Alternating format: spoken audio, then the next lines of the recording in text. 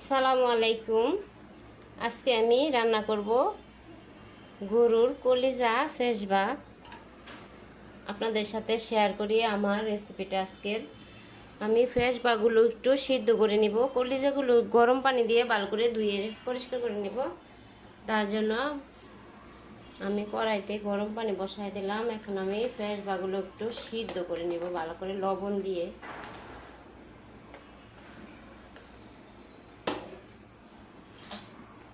লবণ দিয়ে আমি পেঁয়াজগুলো সিদ্ধ করে নেই, আর কলিজাগুলো গরম পানি দিয়ে ধুয়ে নিব।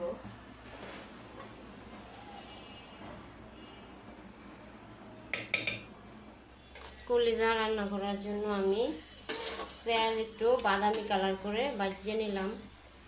এখন দিয়ে দেব এর মধ্যে আদা রসুন বাটা, একটু বড় চামচে একটু বেশি বেশি করে দিয়ে দিলাম। মরিচের গুঁড়া, ধনিয়ার গুঁড়া, হলুদ গুঁড়া, জিরার গুঁড়া,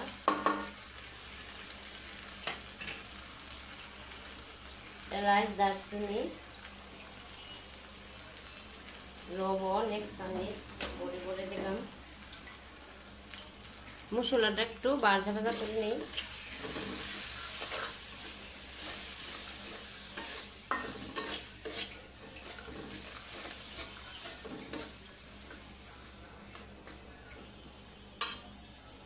এখন একটু পানি দিয়ে মশলাটা কষাই নেব।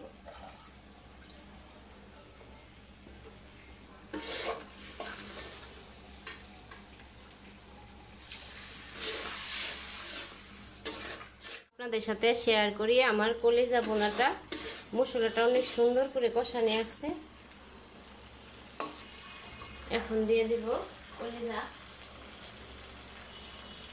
এর মধ্যে কলিজা ফেসবা হালকা মাংস আছে, আমি ফেসবাগুলো সিদ্ধ করে নিলাম।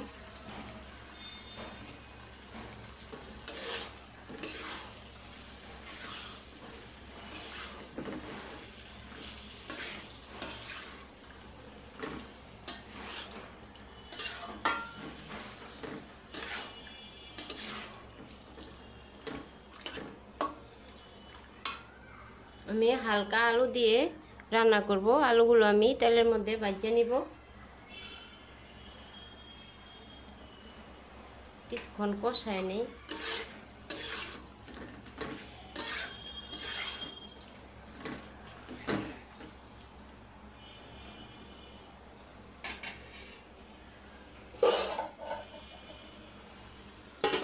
ঢাকনা দিয়ে ডাইকে দিলাম। কষানি আসলে আমি আলু দিয়ে দিব।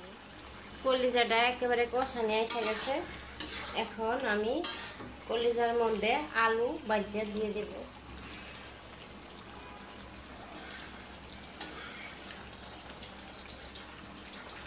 আলুগুলো আমি তেলে একটু শুধু ভাজিয়ে নিলাম।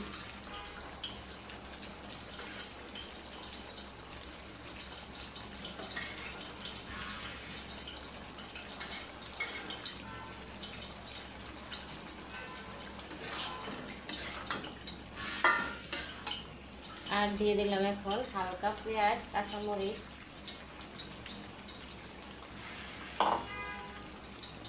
দিব এক টুকরা লেবুর রস,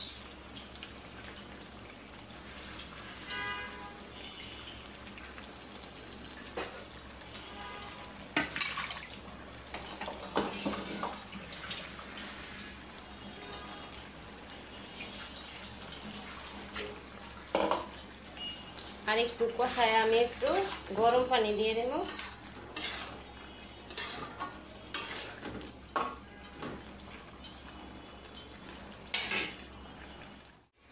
কলিজাটা পুরাপুরি কষানো এসে গেছে। এখন আমি গরম পানি দিয়ে দিব।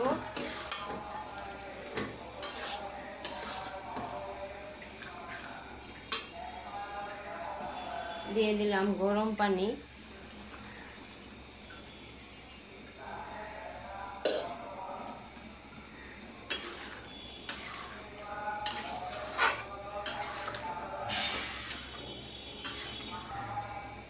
আর কিছুক্ষণ রান্না করে নেব, ঢাকনা দিয়ে ঢেকে দিই।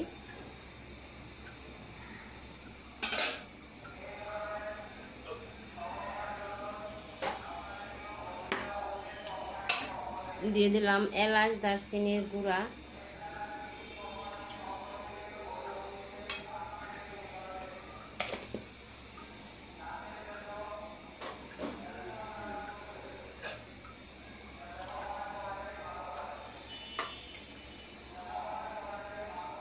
কলিজাটা একেবারে হয়ে গেছে। এখন দিয়ে দেব 1 চামচ ঘি গ্রানের জন্য, আর একটু পেঁয়াজ বেরেস্তা দিয়ে দিই।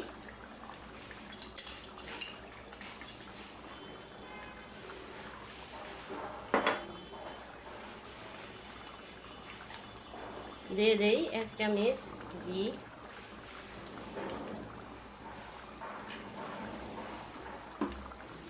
গ্রানের জন্য 1 চামচ ঘি দিয়ে দিলাম।